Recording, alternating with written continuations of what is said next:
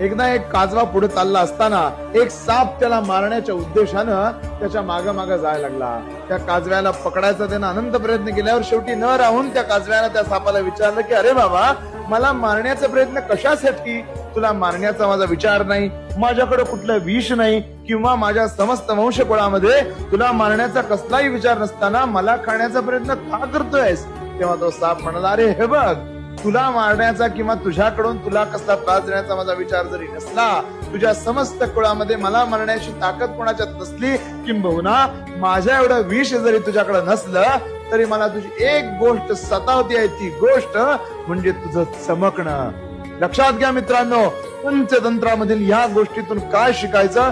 तर हे शिकायचं की आपल्या कर्तृत्वाचं, आपल्या उत्कर्षाचे अनेक काजवे जेव्हा बाहेर पडतात तेव्हा दुष्कर्मी, वाईट विचारे आणि तुमचा विध्वंस करण्याच्या उद्देशाने येणारे असंख्य साप तुम्हाला चावायला येतात. तेव्हा मात्र स्वामी महाराजांवर निष्ठा ठेवायची आणि पुढे चालायचं. उत्कर्ष आणि आयुष्याचं कल्याण झालं म्हणून समजा.